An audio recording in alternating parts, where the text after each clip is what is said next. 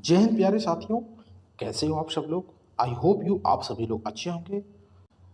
तो आज हमारा हिंदी का प्रैक्टिस सेशन नंबर है 20, आपकी वर्दी का जुनून वाली क्लास। तो शुरू करते हैं आज की अपनी क्लास। तो मेरे प्यारे साथियों, आज आपके 33 प्रश्न हैं। अंत में सब अपना अपना स्कोर बता के जाएंगे कि सर आज मेरे इतने प्रश्न सही हुए हैं। ये बहुत अच्छी आपके लिए एक mock test practice set series मैंने चालू की है, जो आपके 73 74 आपके नंबर डेफिनेटली आपकी यूपी पुलिस में, UP SI, UP constable, UP home guard में आपको देने वाली है। हिंदी एक ऐसा विषय है जो सरल होने के साथ साथ आपके स्कोर को बढ़ाने में बहुत हेल्प करता है। तो शुरू करते हैं आज का अपना पहला प्रश्न।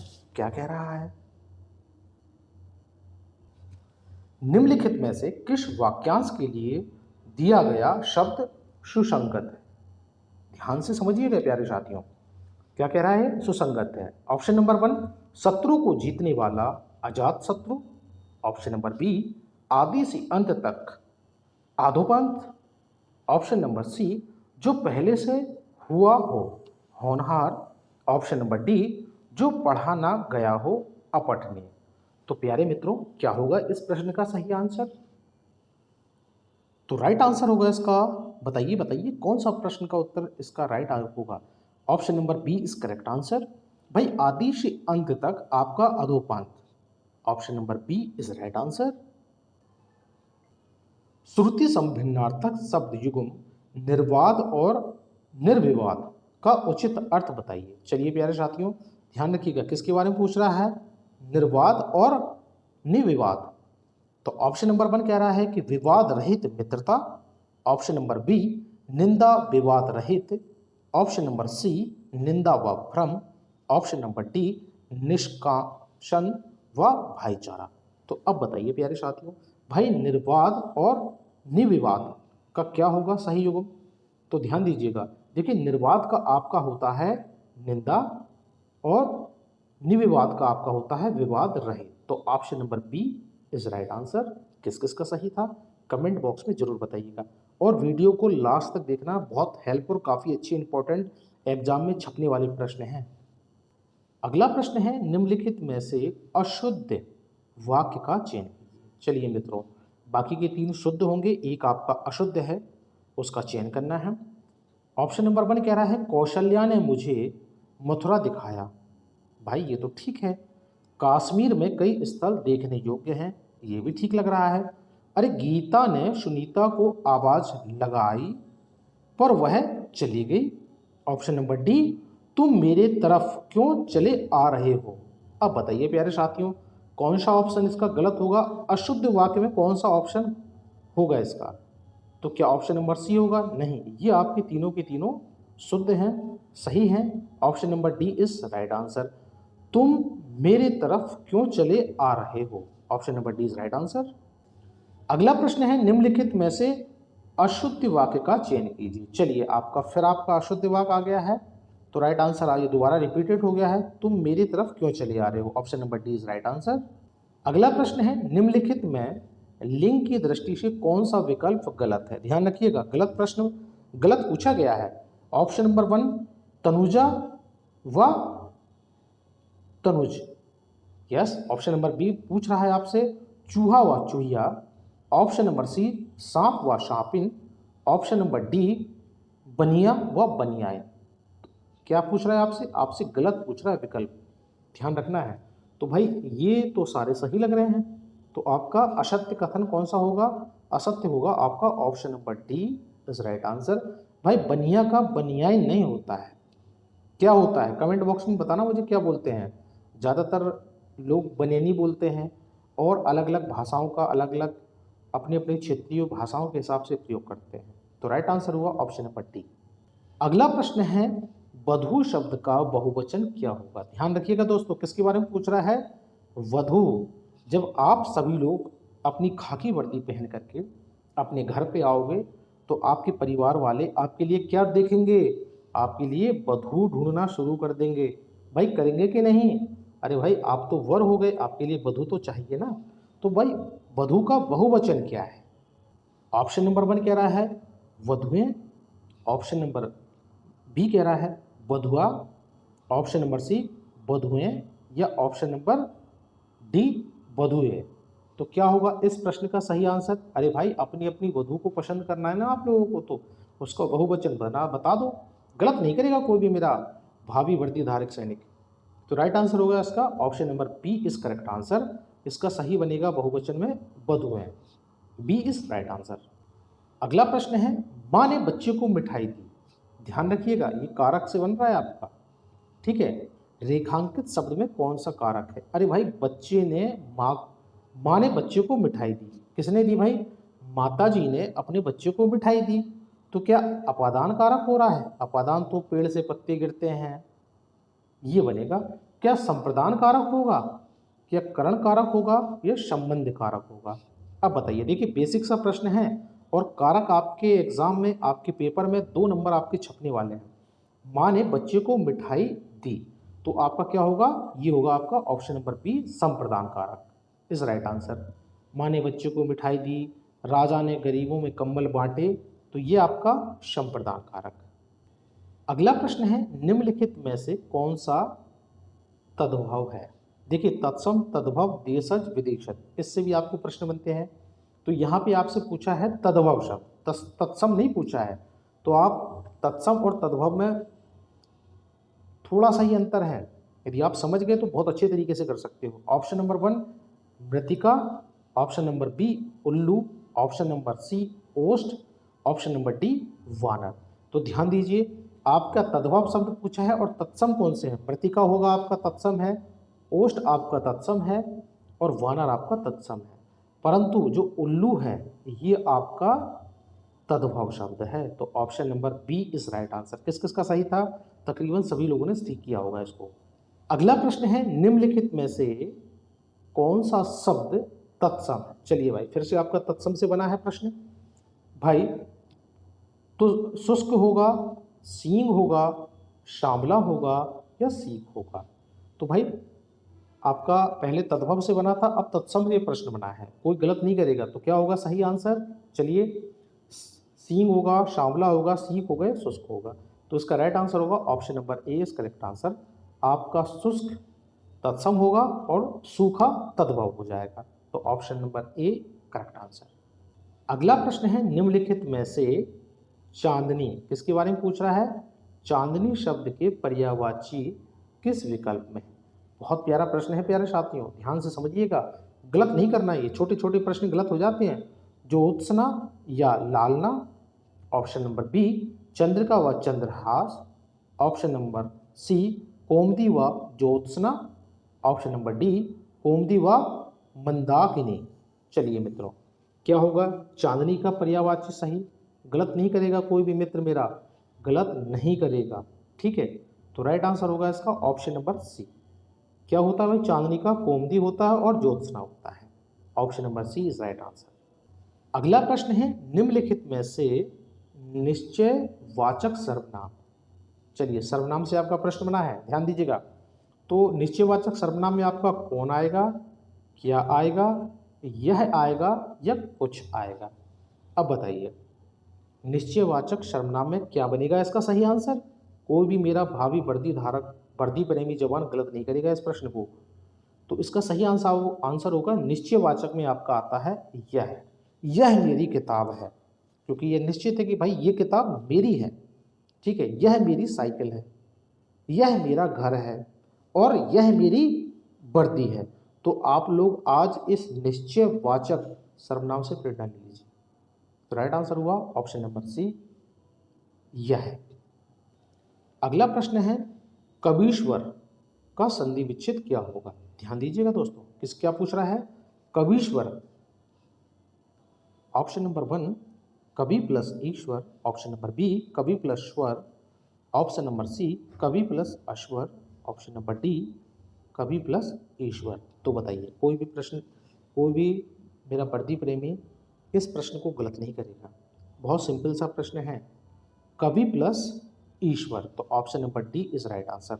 अच्छा कमेंट बॉक्स में बताना कि ये कौन सी संधि है, ठीक है तो स्वर संधि, पर स्वर संधि में कौन सा रूप है इसका?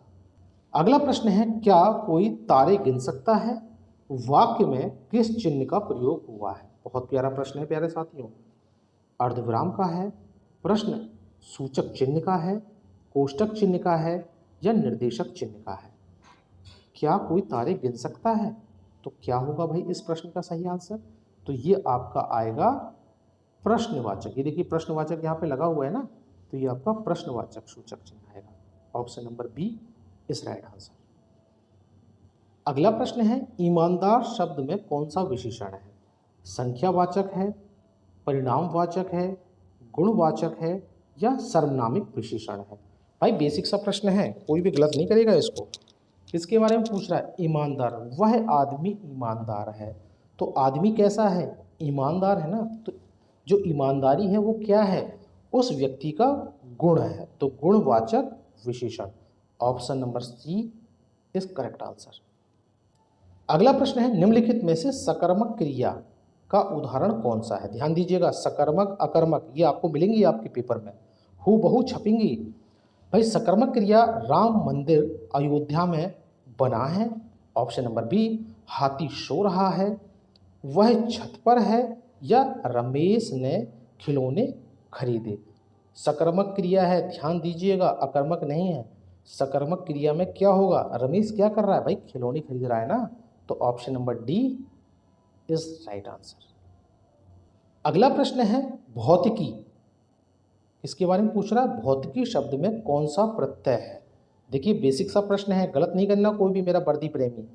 भौतिक प्लस की तो क्या होगा? ऑप्शन नंबर ए की होगा, का होगा या एक होगा या ई होगी। तो भौतिक प्लस ई, भौतिक प्लस ई, तो option number D is right answer. बिल्कुल ई आपका होगा। यस। निर्विमान किसके बारे में पूछ रहा है? ध्यान दीजिएगा प्यारे मित्रों, निर्विमान में शब्द में कौन सा उपसर्ग है? ध्यान दीजिएगा, ठीक है। क्या निरुपसर्ग होगा या निरुपसर्ग होगा, नहीं उपसर्ग होगा या निर्भी उपसर्ग होगा? तो बेसिक सा प्रश्न है, कोई भी वर्दी प्रेमी इस प्रश्न को गलत नहीं करेगा। देखिए ये इसमें नीचे जो राखी रेफ लगी है ये आपका सही होगा। Option number B is right answer. अगला प्रश्न है, निम्नलिखित में से किस विकल्प में सही समास विग्रह नहीं हुआ है? देखिए नहीं के ऊपर में ध्यान देना है। ऑप्शन नंबर 1 वेद पुराण, वेद और पुराण होगा। नव निधि, 9 प्रकार की निधियों। यज्ञशाला, यज्ञ के लिए शाला। देहलता, लता रूपी देह। तो आप लोगों ने पकड़ लिया होगा इस प्रश्न को। भाई ये सारे के सारे आपके क्या हैं? तत्पुरुष समास के रूप हैं। देह लता, तो उसका क्या बनेगा? लता रूपी देह नहीं, तो ये आपका गलत हो गया। Option number D is right answer. अगला प्रश्न है, आकर्षण का विलोम शब्द क्या होगा? दुराकर्षण होगा, पराकर्षण होगा, अनाकर्षण होगा या विकर्षण होगा?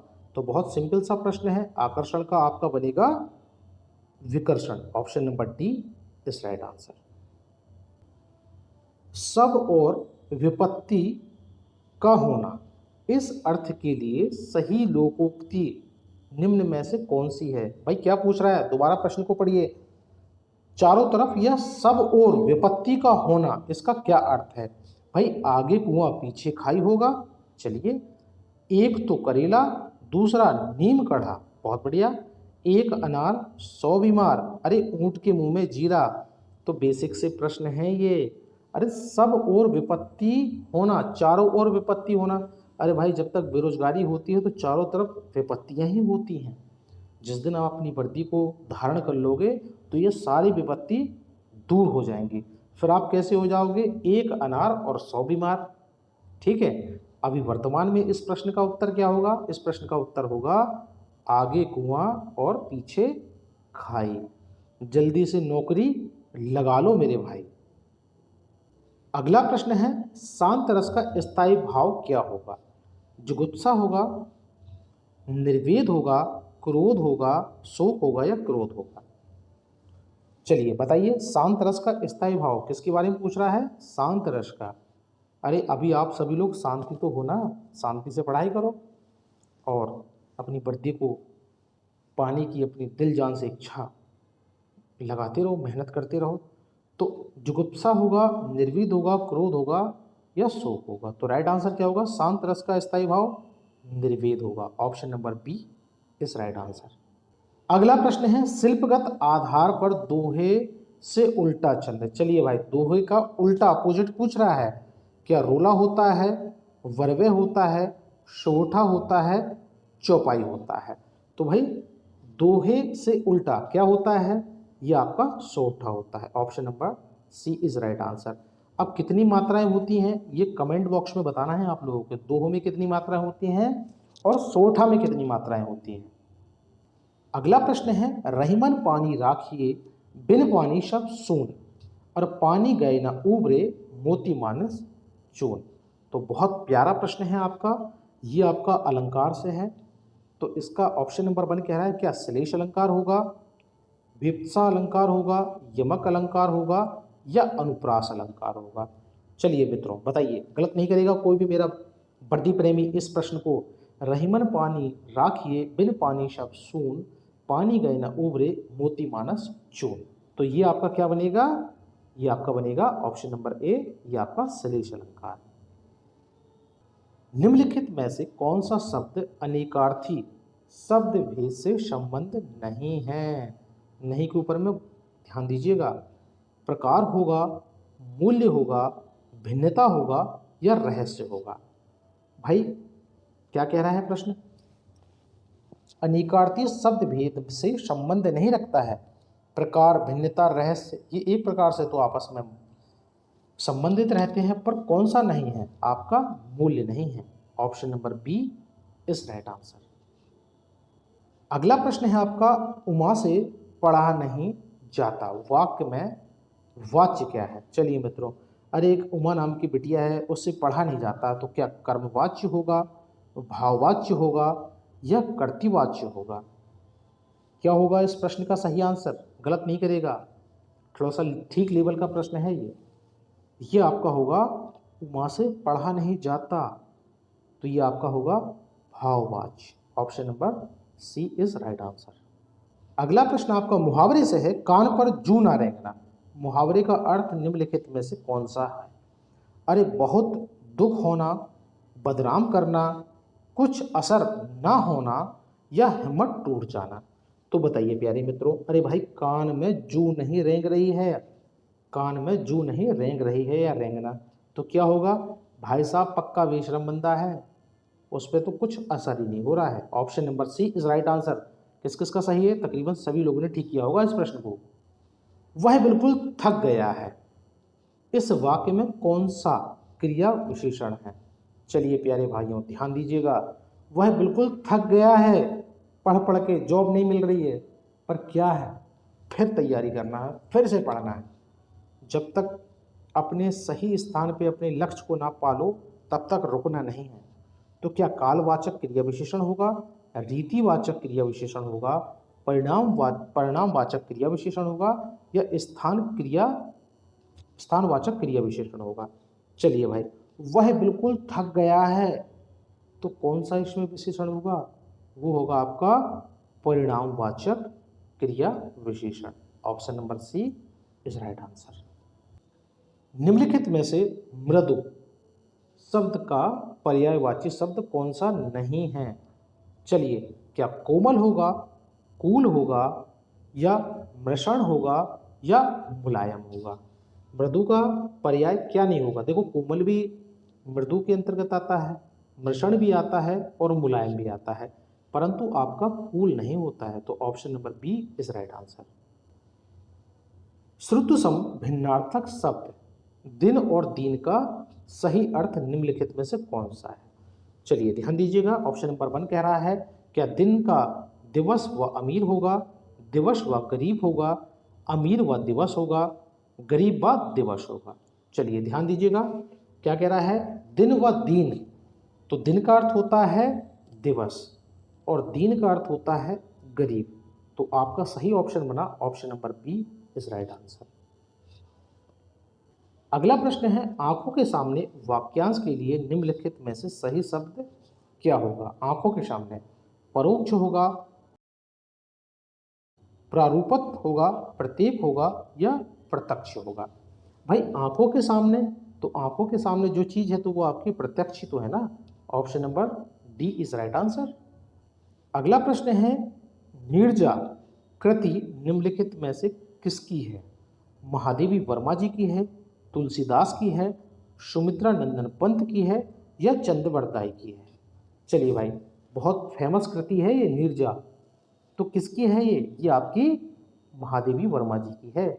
Option number A is right answer. Panchavati निम्नलिखित में से किसकी रचना है? सुमित्रा नंदन पंत की है, मैथिली शरण गुप्त की है, प्रेमचंद की है, हरि औषधि की है? चलिए प्यारे साथियों, देखिए बहुत ही फेमस कोटेशन और है ये रचना, बहुत ही फेमस है ये पंचवटी। ये आपकी मैथिली शरण गुप्त की है। Option number B right answer. Hindi भाषा किस भाषा से उत्पन्न हुई है? देखिए बहुत ही प्राचीन और बहुत ही ट्रेडिशनल प्रश्न है ये, जो तकरीबन सभी एग्जामों में पूछा जाता है। तो मैं उम्मीद करता हूँ कोई भी मेरा वर्दी प्रेमी जवान इस प्रश्न को गलत नहीं करेगा। क्या कह रहा है? हिंदी भाषा किस भाषा से उत्पन्न हुई है? क्या बिहारी भाषा से उत्पन्न हुई है? ये तो नहीं होगा।